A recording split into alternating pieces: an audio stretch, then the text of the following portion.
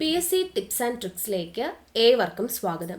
LGS 2024 ആദ്യത്തെ 2 ഘട്ട പരീക്ഷകൾ കഴിഞ്ഞിരിക്കുകയാണ്.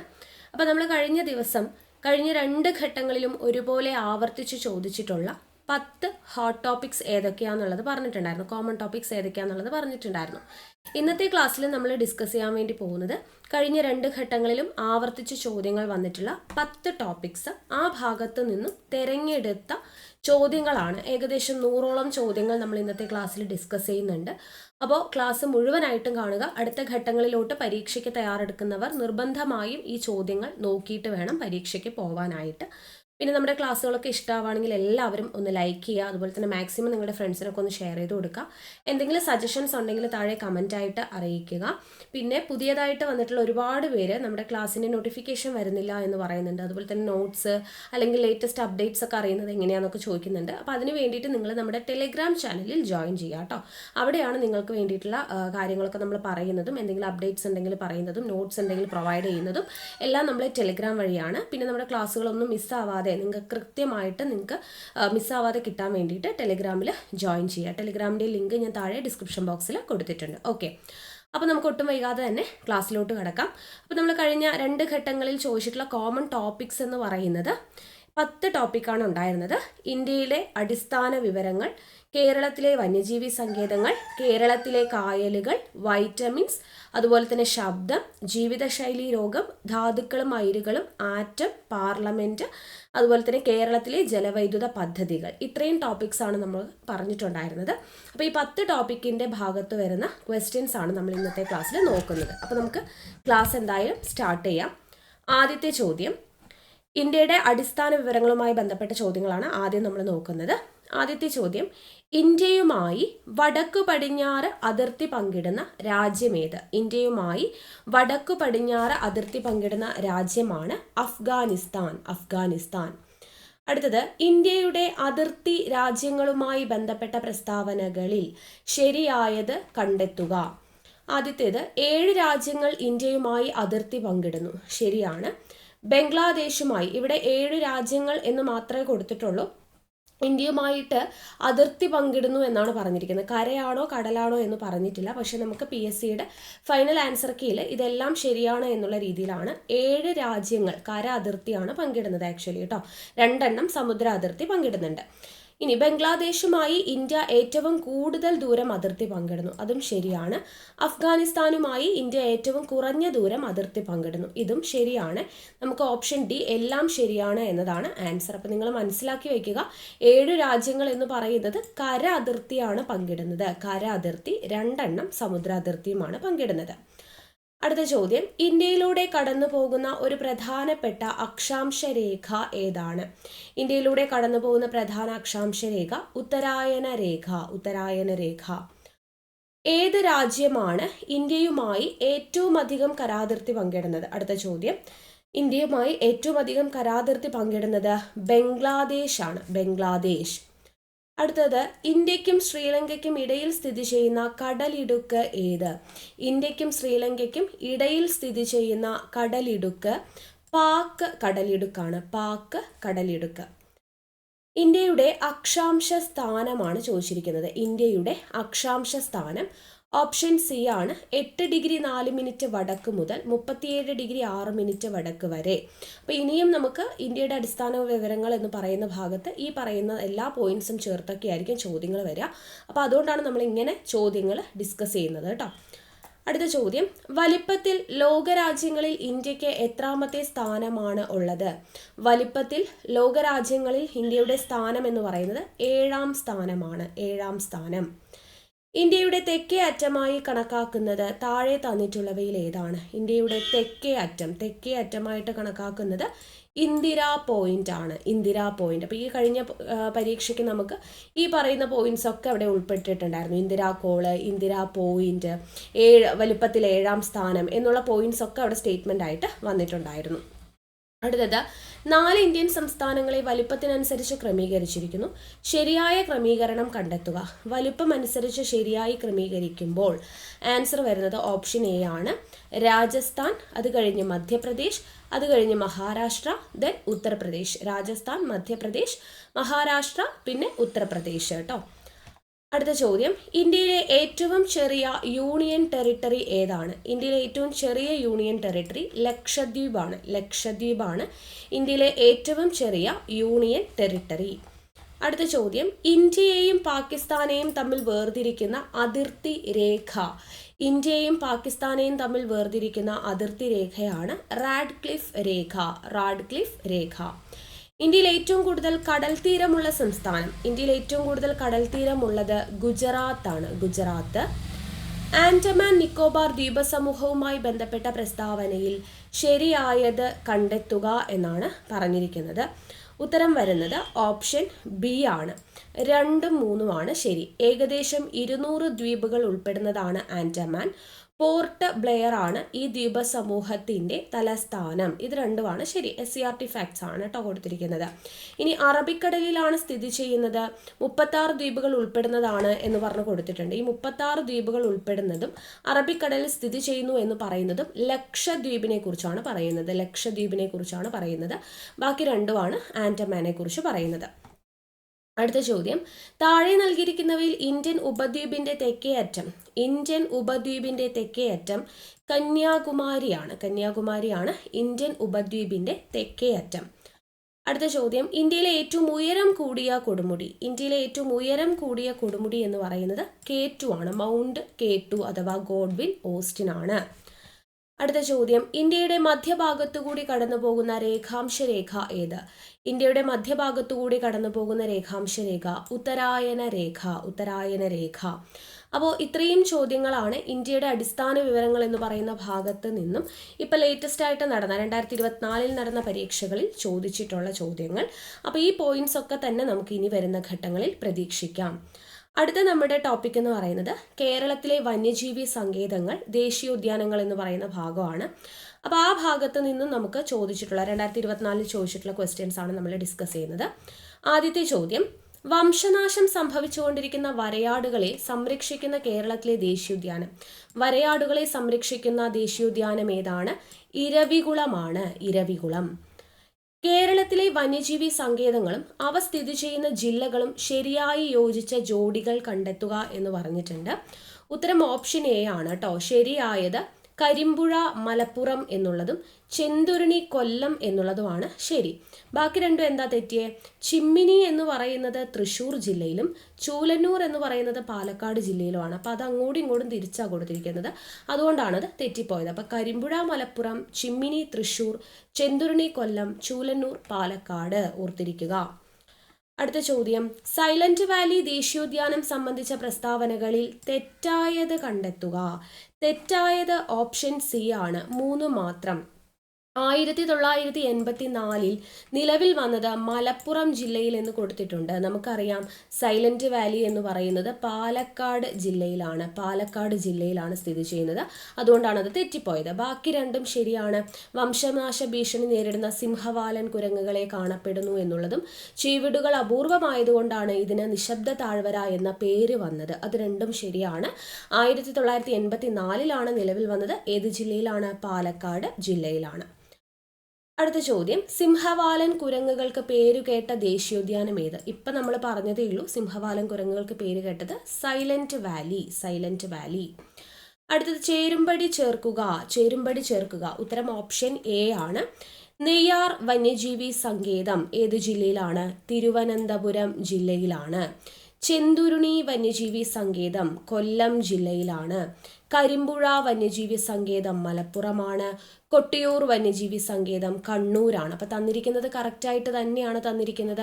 ഉത്തരം ഓപ്ഷൻ എ ആണ്. നെയ്യാറ് തിരുവനന്തപുരം, ചെന്തുരുണി കൊല്ലം, കരിമ്പുഴ മലപ്പുറം, കൊട്ടിയൂർ കണ്ണൂർ എന്ന് പറയുന്ന ജില്ലയിലാണ്. ഓക്കെ. അടുത്തത്, ഇരവികുളം ദേശീയോദ്യാനവുമായി ബന്ധപ്പെട്ട തെറ്റായ പ്രസ്താവന തിരഞ്ഞെടുക്കുക. തെറ്റായതാണ് ചോദിച്ചിരിക്കുന്നത്. ഉത്തരം ഓപ്ഷൻ ഡി ആണ്. 4 മാത്രമാണ് ഇവിടെ തെറ്റ്. എന്താണ്?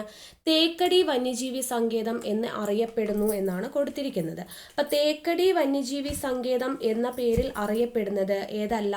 ഇരവികുളം ദേശീയോദ്യാനമല്ല. പിന്നെയോ പെരിയാർ ദേശീയോദ്യാനമാണ് തേക്കടി വന്യജീവി സങ്കേതം എന്ന പേരിൽ അറിയപ്പെടുന്നത്.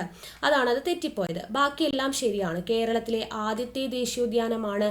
വരയാടുകളുടെ സംരക്ഷണ കേന്ദ്രമാണ്. 1978 നിലവിൽ വന്നിട്ടുള്ളത്. ഓക്കെ അല്ലേ?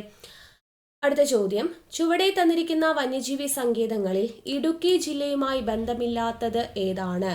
ഇടുക്കിയുമായി ബന്ധമില്ലാത്തത് ഓപ്ഷൻ ഡി ആണ്, ആറളം. ആറളം എന്ന് പറയുന്നത് കണ്ണൂർ ജില്ലയിലാണ് സ്ഥിതി ചെയ്യുന്നത്. കണ്ണൂർ ജില്ലയിലാണ് ആറളം വരുന്നത്. ബാക്കി കുറിഞ്ഞിമല, ചിന്നാർ, പെരിയാർ ഇതൊക്കെ ഇടുക്കി ജില്ലയിലാണ്. നെക്സ്റ്റ്, വരയാടുകളെ പ്രധാനമായും കാണുന്ന ദേശീയോദ്യാനം. വരയാടുകൾ കാണപ്പെടുന്നത് നമ്മൾ പറഞ്ഞു ഇരവികുളം ദേശീയോദ്യാനമാണ്. കണ്ടൽക്കാടുകളിൽ സ്ഥിതി ചെയ്യുന്ന കേരളത്തിലെ ഏക പക്ഷി സങ്കേതം. കണ്ടൽക്കാടുകളിൽ സ്ഥിതി ചെയ്യുന്ന കേരളത്തിലെ ഏക പക്ഷി സങ്കേതമാണ് മംഗളവനം പക്ഷി സങ്കേതം. മംഗളവനം പക്ഷി സങ്കേതം.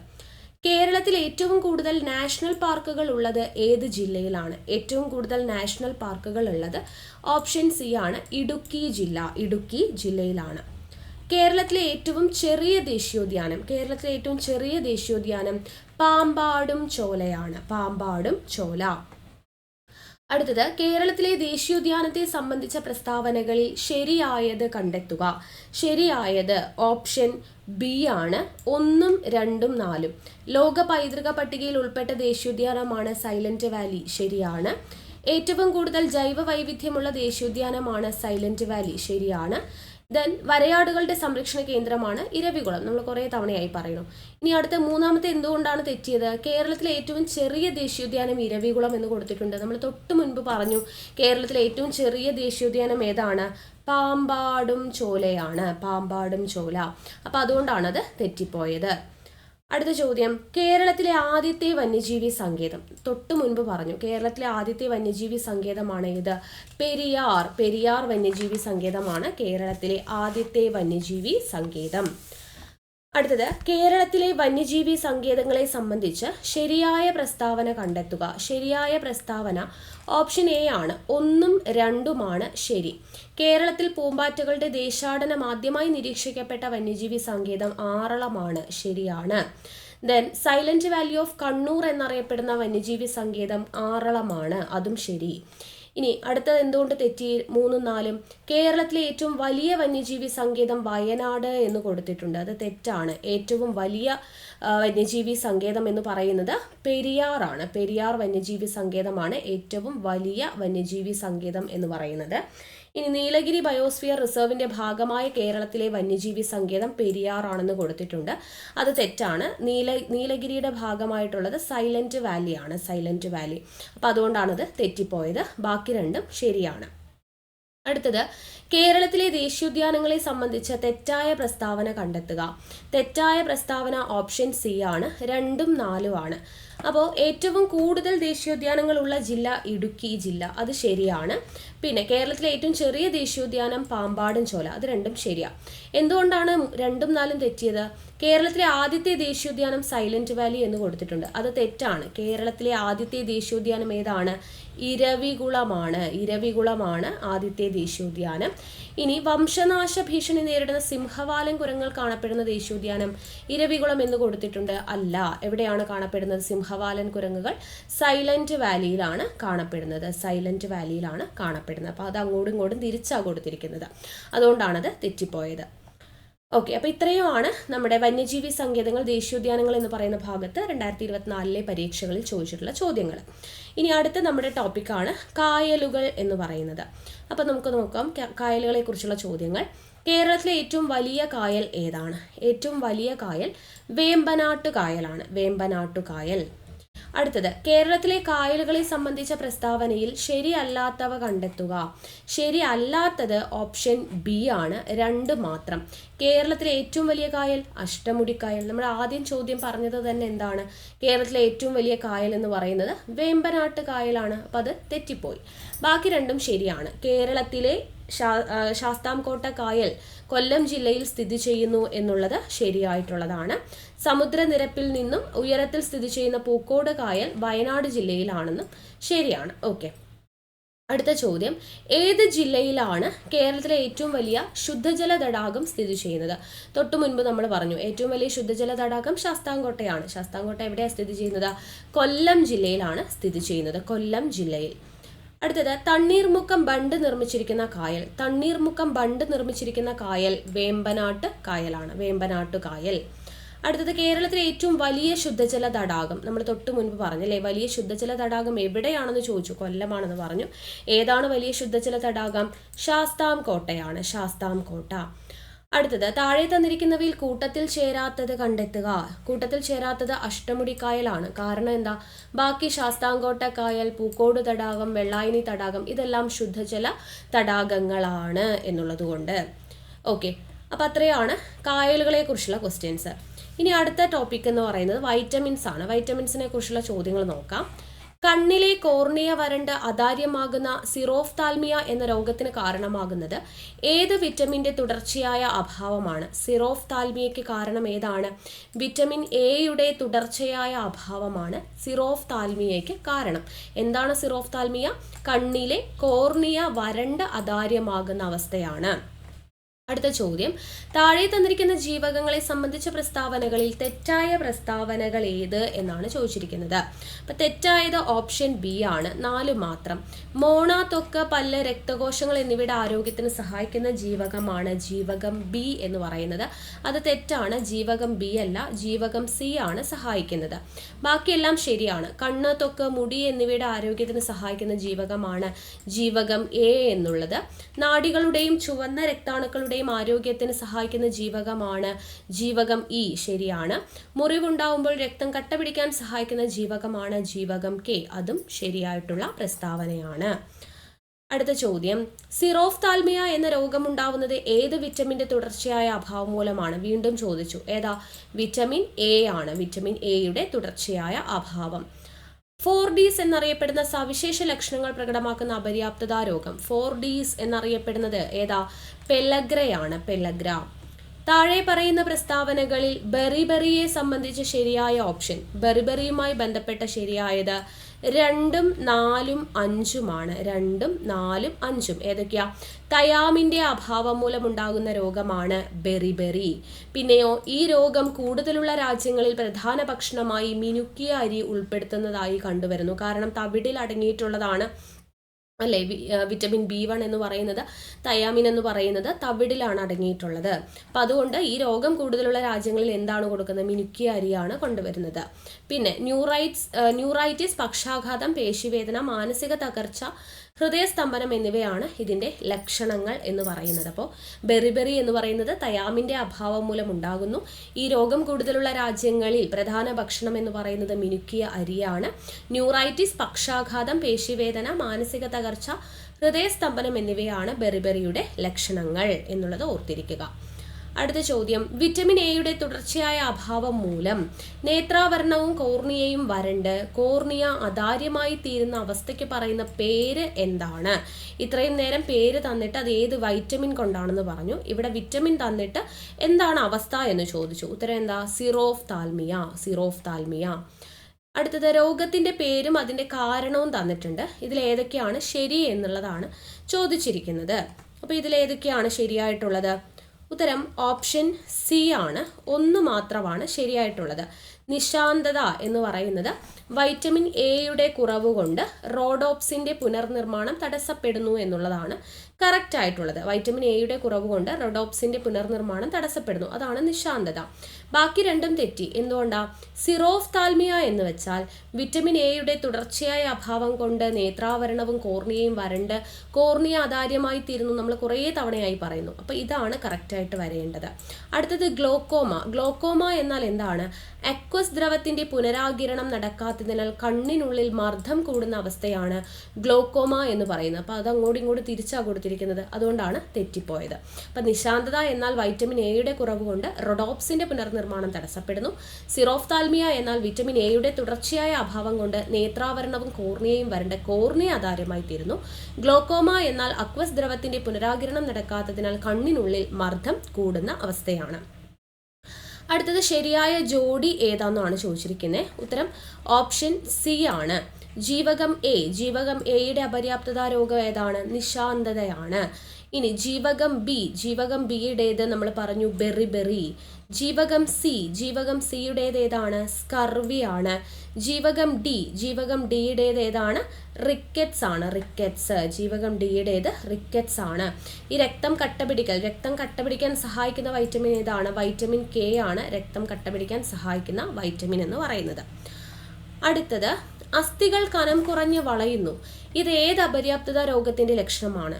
അസ്ഥികൾ കനം കുറഞ്ഞ് വളയുന്നത് ഏത് രോഗത്തിന്റെ ലക്ഷണമാണ്? കണ അഥവാ റിക്കറ്റ്സിന്റെ ലക്ഷണമാണ് അസ്ഥികൾ കനം കുറഞ്ഞ് വളയുക എന്ന് പറയുന്നത്.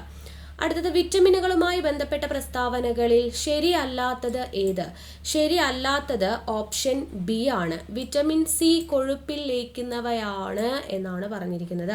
അത് തെറ്റാണ്. കാരണം എന്താണ്? നമ്മൾ പഠിച്ചിട്ടുണ്ട് വിറ്റമിൻ ബിയും വിറ്റമിൻ സിയും വാട്ടർ സൊല്യൂബിൾ വൈറ്റമിൻസ് ആണ്. ജലത്തിലാണ് ലയിക്കുന്നത്. ജലത്തിൽ ലയിക്കുന്ന വൈറ്റമിൻസ് ആണ് ബി, സി എന്നിവ. ബാക്കിയെല്ലാം ശരിയാണ്. വിറ്റമിൻ കെ രക്തം കട്ടപിടിക്കാൻ സഹായിക്കുന്നു. വിറ്റമിൻ ഡി സൂര്യപ്രകാശം ഏൽക്കുമ്പോൾ ശരീരത്തിൽ നിർമ്മിക്കപ്പെടുന്നു. വിറ്റമിൻ ബി വെള്ളത്തിൽ ലയിക്കുന്നവയാണ്. അത് മൂന്നും ശരിയായിട്ടുള്ളതാണ്. അടുത്ത ചോദ്യം, വായ്പുണ്ണ് ഏത് ജീവകത്തിന്റെ കുറവ് കൊണ്ടാണ് ഉണ്ടാവുന്നത്? വായ്പുണ്ണ് ഉത്തരം ഓപ്ഷൻ ബി ആണ്. ജീവകം ബിയുടെ കുറവ് കൊണ്ടാണ് വായ്പുണ്ണ് ഉണ്ടാവുന്നത് എന്നുള്ളത്. അടുത്തത് വിറ്റമിൻ B1 കുറവ് മൂലം ഉണ്ടാവുന്നത്. വിറ്റമിൻ B1 കുറവ് കൊണ്ട് നമ്മളിപ്പോൾ പറഞ്ഞു ബെറിബെറിയാണ്. ഓക്കെ, അപ്പോൾ ഇത്രയാണ് വൈറ്റമിൻസ് എന്ന് പറയുന്ന ഭാഗത്ത് നിന്നുള്ള ക്വസ്റ്റ്യൻസ് കേട്ടോ. അടുത്തത് ശബ്ദവുമായി ബന്ധപ്പെട്ട ക്വസ്റ്റ്യൻസ് ആണ്. ശബ്ദ തരംഗവുമായി ബന്ധപ്പെട്ട് താഴെ തന്നിരിക്കുന്ന പ്രസ്താവനകളിൽ ശരിയല്ലാത്തവ കണ്ടെത്തുക. ശരിയല്ലാത്തവ ഓപ്ഷൻ സി ആണ്. 4 ശബ്ദം ഏറ്റവും വേഗത്തിൽ സഞ്ചരിക്കുന്നത് വായുവിലാണെന്ന് പറഞ്ഞിട്ടുണ്ട്. ശബ്ദം ഏറ്റവും വേഗത്തിൽ സഞ്ചരിക്കുന്നത് ഖരപദാർത്ഥങ്ങളിലാണ്, വായുവിലല്ല ഖരപദാർത്ഥങ്ങളിലാണ്. അപ്പം അതുകൊണ്ടാണ് അത് തെറ്റിപ്പോയത്. ഇനി ബാക്കിയെല്ലാം ശരിയാണ്. വസ്തുക്കളുടെ കമ്പനം മൂലമാണ് ശബ്ദമുണ്ടാവുന്നത്. ശബ്ദത്തിന് സഞ്ചരിക്കുവാൻ ഒരു മാധ്യമം ആവശ്യമാണ്. സാധാരണഗതിയിൽ ഒരാൾക്ക് 20 ഹെർട്സ് മുതൽ 20,000 ഹെർട്സ് വരെ ആവൃത്തിയിലുള്ള ശബ്ദം കേൾക്കാൻ കഴിയും. കണ്ടോ? അപ്പോൾ ഈ പറയുന്ന പോയിന്റ്സ് ഒക്കെ തന്നെയാണ് കഴിഞ്ഞ LGSന്റെ 2ാം ഘട്ടത്തിൽ നമുക്ക് ശബ്ദവുമായി ബന്ധപ്പെട്ട സ്റ്റേറ്റ്മെന്റ് ആയിട്ട് ചോദിച്ചത്. അപ്പോൾ ഇങ്ങനെയുള്ള ക്വസ്റ്റ്യൻസ് ഡിസ്കസ് ചെയ്യുമ്പോൾ നമുക്ക് അടുത്ത ഘട്ടത്തേക്ക് ഉപകാരപ്രദമാകും. അടുത്തത്, ശബ്ദത്തിന് പരമാവധി വേഗത ലഭിക്കുന്നത് താഴെ പറയുന്നതിൽ ഏത് മാധ്യമത്തിലാണ്? നമ്മളിപ്പോൾ പറഞ്ഞതേ ഉള്ളൂ അല്ലേ? ഓപ്ഷൻസ് നോക്കിക്കേ. വായു, സമുദ്രജലം, ഹീലിയം, അലൂമിനിയം. നമ്മൾ പറഞ്ഞില്ലേ ഖരപദാർത്ഥങ്ങളിലാണ് ശബ്ദത്തിന് പരമാവധി വേഗത. സോ ഉത്തരം ഓപ്ഷൻ സി ആണ്. അലൂമിനിയത്തിലാണ് ശബ്ദത്തിന് പരമാവധി വേഗത ലഭിക്കുന്നത്. അടുത്തത്, ശബ്ദം അളക്കാൻ ഉപയോഗിക്കുന്ന യൂണിറ്റ് ആണ് ഏത്? ഡെസിബൽ. ഓക്കെ, അപ്പോൾ അതാണ് ശബ്ദവുമായി ബന്ധപ്പെട്ട് ചോദിച്ചിട്ടുള്ള ചോദ്യങ്ങൾ. ഇനി അടുത്തത് നമുക്ക് ജീവിതശൈലി രോഗങ്ങൾ എന്ന് പറയുന്ന ഭാഗവുമായി ബന്ധപ്പെട്ട ചോദ്യങ്ങളാണ്. സംസ്ഥാന സർക്കാർ ആരംഭിച്ച ജീവിതശൈലി രോഗനിയന്ത്രണ പദ്ധതിയുടെ പേര്? ഈ ചോദ്യം ഇതേപോലെ തന്നെ LGSന്റെ 2ാം ഘട്ടത്തിൽ ചോദിച്ചു. ഉത്തരം ഓപ്ഷൻ എ ആണ്. അമൃതം ആരോഗ്യം. അടുത്തത്, ജീവിതശൈലി രോഗവുമായി ബന്ധപ്പെട്ട് നൽകിയിട്ടുള്ള പ്രസ്താവനകളിൽ ശരിയായിട്ടുള്ളവ കണ്ടെത്തുക. ശരിയായിട്ടുള്ളത് ഓപ്ഷൻ എ ആണ്. 1ഉം 2ഉമാണ് ശരിയായിട്ടുള്ളത്. അതായത് ഭക്ഷണശീലത്തിൽ വന്ന മാറ്റങ്ങൾ, വ്യായാമമില്ലായ്മ എന്നിവ രോഗങ്ങൾക്ക് കാരണമാകുന്നു. പുകവലി, മദ്യപാനം, മാനസിക സംഘർഷം എന്നിവ രോഗത്തെ ക്ഷണിച്ചു വരുത്തുന്നു എന്നുള്ളതാണ് ശരിയായിട്ടുള്ളത്. അടുത്തത്, താഴെ പറയുന്നവയിൽ ജീവിതശൈലി രോഗമല്ലാത്തത് ഓപ്ഷൻ സി ആണ്.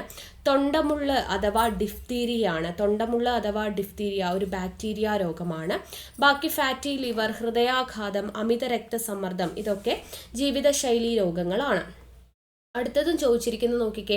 താഴെ പറയുന്നവയിൽ ജീവിതശൈലി രോഗമല്ലാത്തത് ഏത്? ജീവിതശൈലി രോഗമല്ലാത്തത് ഹീമോഫീലിയ ആണ്. ഹീമോഫീലിയ എന്ന് പറയുന്നത് ഒരു ജനിതക രോഗമാണ്. ബാക്കി ഫാറ്റി ലിവർ, പ്രമേഹം, പക്ഷാഘാതം ഇതൊക്കെ ജീവിതശൈലി രോഗങ്ങളാണ്. അടുത്തത്, ജീവിതശൈലി രോഗത്തിന് ഉദാഹരണം അല്ലാത്തത് ഏത്? അവർ തന്നെ അല്ലാത്തത് എന്ന് അണ്ടർലൈൻ ചെയ്ത് കൊടുത്തിട്ടുണ്ട്. ഉത്തരം ഓപ്ഷൻ ഡി ആണ്. ടൈഫോയിഡ്. ബാക്കി പൊണ്ണത്തടി, പ്രമേഹം, ഹൃദ്രോഗം എന്നിവ എന്താ? ജീവിതശൈലി രോഗങ്ങളാണ്. ഓക്കെ, അടുത്തത് ജീവിതശൈലി രോഗവുമായി ബന്ധപ്പെട്ട് കഴിഞ്ഞു. അടുത്തത് നമുക്ക് ധാതുക്കളും അയിരുകളും എന്ന് പറയുന്ന ഭാഗത്ത് വരുന്ന ക്വസ്റ്റ്യൻസ് ആണ്. അപ്പോൾ ഇരുമ്പിൻ്റെ അയിര് ഏത്? ചോദിച്ചിരിക്കുന്നത് ഹേമറ്റൈറ്റ് ആണ്. ഇരുമ്പിൻ്റെ അയിര് ഏതാണ്? ഹേമറ്റൈറ്റ്. അടുത്തത്, ചില ലോഹങ്ങളും അവയുടെ അയിരുകളും താഴെ തന്നിരിക്കുന്നു. ശരിയല്ലാത്ത ജോഡി കണ്ടെത്തുക. ശരിയല്ലാത്ത ജോഡി എന്ന് പറയുന്നത് ഓപ്ഷൻ ബി ആണ്. സിങ്ക് ഗലീന എന്ന് കൊടുത്തിട്ടുണ്ട്. ഗലീന എന്ന് പറയുന്നത് ലെഡിൻ്റെ അയിരാണ് ഗലീന. ബാക്കിയെല്ലാം ശരിയാണ്. അലൂമിനിയത്തിൻ്റെ അയിരാണ് ബോക്സൈറ്റ് എന്ന് പറയുന്നത്. ഇരുമ്പിൻ്റേത് ഹേമറ്റൈറ്റ്, കോപ്പറിൻ്റേത് കുപ്രൈറ്റ്. അടുത്ത ചോദ്യം, ചുവടെ നൽകിയിട്ടുള്ള ജോഡികളിൽ നിന്നും തെറ്റായി രേഖപ്പെടുത്തിയ ജോഡിയെ കണ്ടെത്തുക. തെറ്റായി രേഖപ്പെടുത്തിയ ജോഡി എന്ന് പറയുന്നത് ഓപ്ഷൻ ബി ആണ്. 2 ഏതാണ്? ഇവിടെ തന്നിരിക്കുന്നത് ഇരുമ്പ് ക്രയോലൈറ്റ് എന്ന് തന്നിട്ടുണ്ട്. ക്രയോലൈറ്റ് എന്ന് പറയുന്നത് അലൂമിനിയത്തിൻ്റെയാണ്. ഓക്കെ, ഇരുമ്പിൻ്റെ അല്ല. ഇരുമ്പിൻ്റെ നമ്മൾ പറഞ്ഞു ഹേമറ്റൈറ്റും മാഗ്നറ്റൈറ്റും ആണ്. ഹേമറ്റൈറ്റും മാഗ്നറ്റൈറ്റും ആണ് ഇരുമ്പിൻ്റേത് വരുന്നത്. ബാക്കിയെല്ലാം ശരിയാ. അലൂമിനിയം ബോക്സൈറ്റ്, ക്രയോലൈറ്റ് രണ്ടും അലൂമിനിയത്തിൻ്റെ ആണ്. സിങ്കിൻ്റേത് കലാമിൻ, കോപ്പറിൻ്റേത് കുപ്രൈറ്റ്. കണ്ടോ, വീണ്ടും റിപ്പീറ്റഡ് ആയിട്ട് തന്നെയാണ് ചോദിക്കുന്നത്. അടുത്ത ചോദ്യം, അലൂമിനിയത്തിൻ്റെ ഒരു ധാതുവാണ്. അലൂമിനിയത്തിൻ്റെ ധാതുവാണ് ഏത്? ക്രയോലൈറ്റ്. നമ്മളിപ്പോൾ പറഞ്ഞു ക്രയോലൈറ്റ്. അടുത്ത ചോദ്യം, സിങ്കിൻ്റെ അയിര്. ഈ സിങ്കിൻ്റെ അയിര് എല്ലാ ചോദ്യപേപ്പറിലും 2024 ചോദിച്ചിട്ടുണ്ട് കേട്ടോ. സിങ്കിൻ്റെ അയിര് ഏതാണ്? കലാമിൻ ആണ് അല്ലേ? സിങ്കിലൊക്കെ ഇട്ട് നമ്മൾ കലം കഴുകും എന്നുള്ള രീതിയിലൊക്കെ പഠിച്ചിട്ടുണ്ട്. സിങ്കിൻ്റെ അയിരാണ് കലാമിൻ. അപ്പോൾ ഇത്രയാണ് അയിരുമായി ബന്ധപ്പെട്ടിട്ടുള്ള ക്വസ്റ്റ്യൻസ്. ഇനി നമുക്ക് ആറ്റവുമായി ബന്ധപ്പെട്ടിട്ടുള്ള ചോദ്യങ്ങളാണ് കേട്ടോ അടുത്തത്. ആറ്റത്തെ സംബന്ധിച്ച് താഴെ കൊടുത്തിരിക്കുന്ന പ്രസ്താവനകൾ പരിശോധിച്ച് ശരിയായവ കണ്ടെത്തുക. ആറ്റവുമായി ബന്ധപ്പെട്ട ശരിയായവ ഓപ്ഷൻ ബി ആണ് 1ഉം 3ഉം. ആറ്റത്തിൻ്റെ കേന്ദ്രഭാഗം ന്യൂക്ലിയസ് എന്നറിയപ്പെടുന്നു. പിന്നെ ആറ്റത്തിലെ പോസിറ്റീവ് ചാർജുള്ള കണമാണ് പ്രോട്ടോൺ, അതും ശരിയാണ്. ഇനി ഇവിടെ തെറ്റിയത് എന്താ? ഇലക്ട്രോണുകൾ ന്യൂക്ലിയസിൽ കാണപ്പെടുന്നു. ഇലക്ട്രോണുകൾ ന്യൂക്ലിയസിലാണോ കാണപ്പെടുന്നത്? അല്ല. നമുക്കറിയാം ഇത് എങ്ങനെയാണെങ്കിൽ ഇവിടെയാണ് എന്ത് വരുന്നത്? ഈ പറയുന്ന ഓർബിറ്റിലാണ് എന്ത് കാണപ്പെടുന്നത്? ഇലക്ട്രോൺസ് എപ്പോഴും എവിടെയാണ് കാണപ്പെടുന്നത്? ഓർബിറ്റിലാണ് കാണപ്പെടുന്നത്. ഓക്കെ, അടുത്തത്, ആറ്റത്തിനുള്ളിൽ കാണപ്പെടുന്ന കണങ്ങളും അവയെ കണ്ടെത്തിയ ശാസ്ത്രജ്ഞന്മാരുടെ പേരുകളും നൽകിയിരിക്കുന്നു. ശരിയായ ജോഡികൾ കണ്ടെത്തുക എന്നുള്ളതാണ് പറഞ്ഞിരിക്കുന്നത്. ഉത്തരം ഓപ്ഷൻ ഡി ആണ്. 1ഉം 3ഉം 4ഉം ആണ് ശരി. ഇലക്ട്രോൺ കണ്ടെത്തിയത് J.J. തോംസൺ ആണ്. ന്യൂട്രോൺ കണ്ടെത്തിയത് ജെയിംസ് ചാഡ്വിക് ആണ്. പ്രോട്ടോൺ കണ്ടെത്തിയത് ഏണസ്റ്റ് റുദർഫോർഡ് ആണ്. അപ്പോൾ അത് ശരിയാവുമ്പോൾ ഇവിടെ പ്രോട്ടോൺ ഹെൻറി മോസ്ലി എന്ന് കൊടുത്തിട്ടുണ്ട്. അത് തെറ്റല്ലേ? യെസ്. അപ്പോൾ ഇലക്ട്രോൺ കണ്ടെത്തിയത് J.J. തോംസൺ, ന്യൂട്രോൺ കണ്ടെത്തിയത് ജെയിംസ് ചാഡ്വിക്, പ്രോട്ടോൺ കണ്ടെത്തിയത് ഏണസ്റ്റ് റുദർഫോർഡ്. അടുത്തത്, ആറ്റത്തിൻ്റെ സൗരയൂഥ മാതൃക ആരുടെ സംഭാവനയാണ്? ആറ്റത്തിൻ്റെ സൗരയൂഥ മാതൃക എന്ന് പറയുന്നത് റൂദർഫോർഡിൻ്റെ സംഭാവന. അടുത്തത്, ആധുനിക ആറ്റം സിദ്ധാന്തം ആവിഷ്കരിച്ച ശാസ്ത്രജ്ഞൻ. ആധുനിക ആറ്റം സിദ്ധാന്തം ആവിഷ്കരിച്ച ശാസ്ത്രജ്ഞൻ എന്ന് പറയുന്നത് ആരാണ്? ജോൺ ഡാൾട്ടൺ ആണ്. John Dalton. അടുത്തത്, അറ്റോമിക സിദ്ധാന്തത്തിന്റെ പിതാവ് ആരാ? ജോൺ ഡാൾട്ടൺ ആണ്. അടുത്തത്, അറ്റോമിക സിദ്ധാന്തവുമായി ബന്ധപ്പെട്ട് തന്നിരിക്കുന്ന ആശയങ്ങളിൽ നിന്നുള്ള ശരിയായ ജോഡി തിരഞ്ഞെടുക്കുക. അപ്പം ഇതിൽ ശരിക്കും പറഞ്ഞാൽ ആൻസർ ഇല്ല, പക്ഷെ PSC ആൻസർ കൊടുത്തിട്ടുണ്ടായിരുന്നു. എന്തുകൊണ്ടാണെന്ന് ചോദിച്ചാൽ അറ്റോമിക സിദ്ധാന്തവുമായി ബന്ധപ്പെട്ട് രാസപ്രവർത്തന വേളയിൽ ആറ്റത്തെ വിഭജിക്കാൻ കഴിയും എന്ന് പറഞ്ഞിട്ട് ഇവിടെ കൊടുത്തിട്ടുണ്ട്. അത് തെറ്റാണ്. പിന്നെ എല്ലാ പദാർത്ഥങ്ങളും ആറ്റം എന്ന് പറയുന്ന അതിസൂക്ഷ്മ കണങ്ങളാൽ നിർമ്മിതമാണ്. അത് ശരിയാണ്. ഒരു മൂലകത്തിന്റെ ആറ്റങ്ങളെല്ലാം ഗുണത്തിലും വലുപ്പത്തിലും മാസിലും സമാനമായിരിക്കും. ശരിയാണ്. രാസപ്രവർത്തനത്തിൽ ഏർപ്പെടാൻ കഴിയുന്ന ഏറ്റവും ചെറിയ കണികയാണ് ആറ്റം. ഇത് 3ഉമാണ് വരേണ്ടത്. ഓക്കെ, ആദ്യത്തേത് മാത്രമാണ് അല്ലാത്തത്. ബാക്കി 3ഉം വരണം. അപ്പോൾ നമുക്ക് 2, 3, 4 എന്ന് പറയുന്നൊരു ഓപ്ഷൻ വേണം. അതിവിടെ ഇല്ലാത്തത് കൊണ്ട് ഇത് ക്വസ്റ്റ്യൻ നമുക്ക് പറ്റത്തില്ല കേട്ടോ. അത് ഡിലീറ്റ് ആയി പോവേണ്ടതാണ്, പക്ഷെ ഡിലീറ്റ് ചെയ്തിട്ടുണ്ടായിരുന്നില്ല. PSC 2ഉം 3ഉം എന്നുള്ളതാണ് ആൻസറായിട്ട് കൊടുത്തിട്ടുണ്ടായിരുന്നത്. അടുത്ത ചോദ്യം, ആറ്റത്തിനുള്ളിൽ കാണുന്ന കണങ്ങളുടെ പേരും അവയുടെ ചാർജും തന്നിരിക്കുന്നു. ശരിയായ ജോഡികൾ കണ്ടെത്തുക എന്നുള്ളതാണ് ചോദിച്ചിരിക്കുന്നത്. ഉത്തരം ഓപ്ഷൻ എ ആണ്. 1ഉം 3ഉം. ഇലക്ട്രോണിന് നെഗറ്റീവ് ചാർജാണ്, പ്രോട്ടോണിന് പോസിറ്റീവ് ചാർജാണ്. ഇവിടെ പ്രോട്ടോണിന് ചാർജ് ഇല്ല എന്ന് പറഞ്ഞപ്പോൾ അത് തെറ്റിപ്പോയി. ന്യൂട്രോൺ നെഗറ്റീവ് ചാർജ് എന്ന് കൊടുത്തിട്ടുണ്ട്. ന്യൂട്രോണിന് എന്തില്ല? ചാർജ് ഇല്ല. നോ ചാർജാണ് ന്യൂട്രോണിന്. പ്രോട്ടോണിന് പോസിറ്റീവ്, ഇലക്ട്രോണിന് നെഗറ്റീവ്, ന്യൂട്രോണിന് ചാർജ് ഇല്ല. അടുത്ത ചോദ്യം, ആറ്റത്തെ സംബന്ധിച്ച് ചില പ്രസ്താവനകൾ താഴെ തന്നിരിക്കുന്നു. അവയിൽ ശരിയായവ കണ്ടെത്തുക എന്നുള്ളതാണ്. ഉത്തരം ഓപ്ഷൻ ബി ആണ്. 1ഉം 2ഉം 4ഉം ആണ് ശരി. ആറ്റത്തിന്റെ കൂടുതൽ ഭാഗവും ശൂന്യമാണ്. ആറ്റം വൈദ്യുതപരമായി നിർവീര്യമാണ്. പിന്നെ എല്ലാ ആറ്റങ്ങളുടെയും ന്യൂക്ലിയസിന് ഒരേ സാന്ദ്രതയാണ്. ഇത് 3ഉമാണ് ശരിയായിട്ട് ഉള്ളത്. ആറ്റത്തെ വിഭജിക്കാൻ കഴിയില്ല എന്ന് പറഞ്ഞിട്ടുണ്ട്. അത് തെറ്റാണ്. ഓക്കെ, അടുത്തത് ആറ്റത്തിലെ ചാർജില്ലാത്ത കണമായ ന്യൂട്രോണിനെ കണ്ടെത്തിയ ശാസ്ത്രജ്ഞൻ. ന്യൂട്രോണിനെ കണ്ടെത്തിയത് ആരാണ്? ജെയിംസ് ചാഡ്വിക് ആണ്. James Chadwick. ഓക്കെ, അപ്പോൾ ഇത്രയാണ് ആറ്റവുമായി ബന്ധപ്പെട്ട് ചോദിച്ചിട്ടുള്ളത്.